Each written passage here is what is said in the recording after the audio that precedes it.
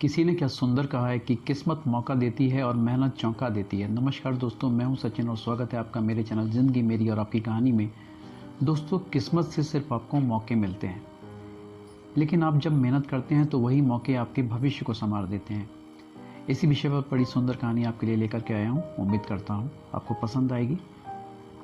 तो एक बार की बात है कि एक राजा ने अपने पूरे राज्य में ये मुनादी करवाई कि जो भी व्यक्ति, चाहे वो सैनिक हो, प्रजा हो या मंत्री हो, एक बड़ी सी भैंस जो उसके राज्य में थी उसे अपने कंधे पर उठाकर पूरे राज्य का चक्कर लगाएगा, वह उसे पूरे 5000 सोने के सिक्के देगा।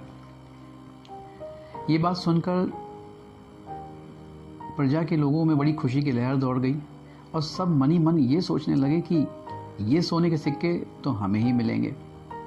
और ये सोचकर बहुत सारे लोग राजा के महल में जमा हुए, जिसमें प्रजा के लोग भी थे, राजा के मंत्री भी थे, सैनिक भी थे। सभी लोग वहां बड़े से ग्राउंड में सब खड़े हुए थे।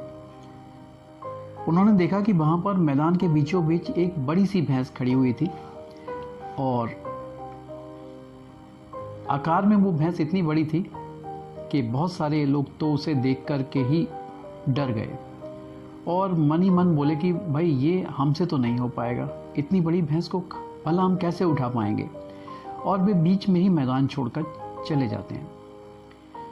उनमें से कुछ व्यक्तियों ने हिम्मत दिखाई कि वो कोशिश करेंगे और जैसे ही उन्होंने भैंस को उठाने की कोशिश की तो वो उठाना तो दूर, उसे हिला भी नहीं पाए। इसके बाद राजा के सैनिकों में से एक बड़ा ही बलशाली सैनिक वहां अपने आता है और अपनी पूरी ताकत से भैंस को उठाने की कोशिश करता है। तो वो भैंस को उठा तो लेता है, लेकिन राज्य का चक्कर लगाना तो दूर, उसे लेकर वो एक कदम आगे भी नहीं बढ़ पाता और हार कर भैंस को वहीं छोड़ करके वो चला जाता है। इसके बाद राजा का सेनापति आता है, वह भी अत्यंत बलशाली था। उसने भी भैंस को अपने कंधों पर उठा लिया और करीब 100 मीटर चलने के बाद वह भी भैंस का वजन नहीं उठा पाता और बीच में ही प्रतियोगिता को छोड़कर चला जाता है। इसके बाद लोग हताश होकर वहां से जाने लगते हैं। तभी भीड़ में से एक व्यक्ति आता है और वह राजा से कहता है कि राजा साहब, मैं इस भैंस को उठाऊंगा, लेकिन इसे उठाने के लिए मुझे 3 साल 10 महीने का समय चाहिए और अब से 3 साल 10 महीने के बाद 7 जनवरी को मैं इस भैंस को उठाऊंगा। राजा ने हंसते हुए कहा, ठीक है, लोग आज तो इसे उठा नहीं पा रहे हैं, तुम 3 साल के बाद उठाओगे। ठीक है, देखते हैं, 3 साल बाद उठाना। और इसके बाद वह व्यक्ति वहां से चला जाता है।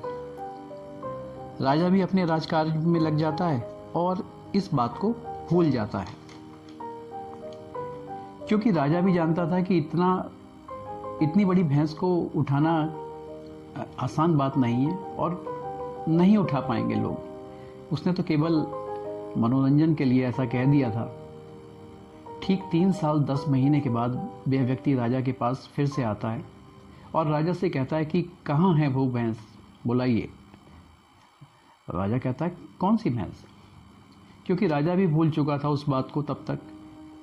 तो वो व्यक्ति राजा को भैंस उठाने वाली सारी बात याद दिलाता है कि आपने कैसे कहा था कि पूरे राज्य में से जो भी व्यक्ति भैंस को उठाएगा उसे 5000 सोने के सिक्के मिलेंगे। तब राजा को भी वो बात याद आती है और उसी भैंस को फिर से बुलाया जाता है। ये व्यक्ति एक ही बार में भैंस को उठाकर अपने कंधों पर रख लेता है और फिर राजा से कहता है कि बताइए कितने चक्कर लगाऊं राज्य के। राजा बड़ा खुश होता है और कहता है कि जो कार्य कोई भी नहीं कर पाया और मेरे बड़े से बड़े बलशाली सैनिक भी इस कार्य को नहीं कर पाए, तुमने कैसे कर दिया।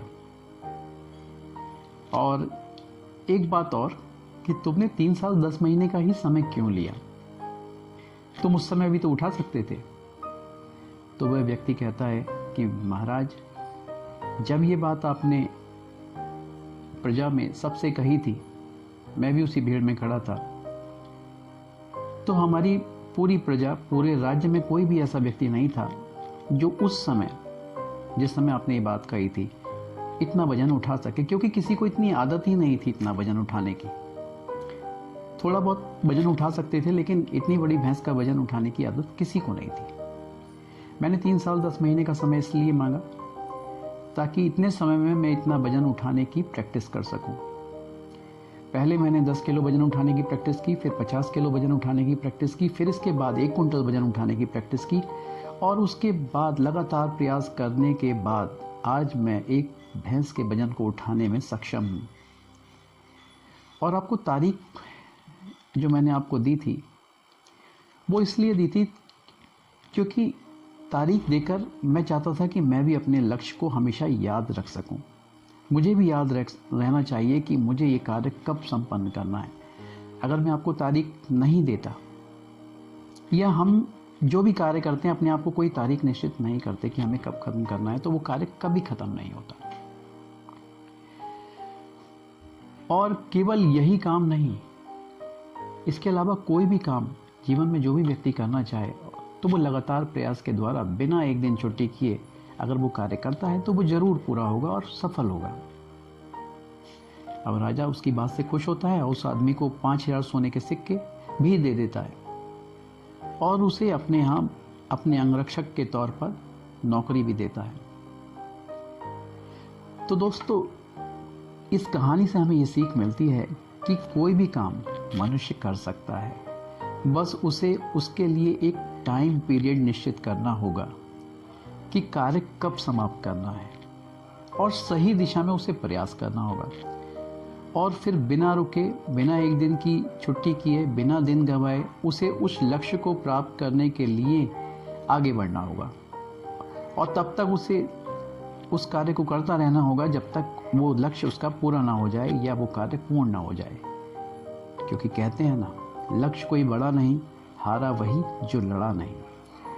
तो दोस्तों, यदि ये कहानी आप दूसरे लोगों को भी भेजना चाहते हैं तो लाइक और शेयर जरूर कीजिए ताकि YouTube इसे दूसरे व्यक्तियों को भी भेज सके। और आपको अगर कहानी पसंद आए तो चैनल को सब्सक्राइब जरूर कर लीजिएगा। फिर मिलूंगा आपसे एक नई कहानी के साथ। तब तक खुश रहिए, अपना और अपने अपनों का ख्याल रखिए। नमस्कार।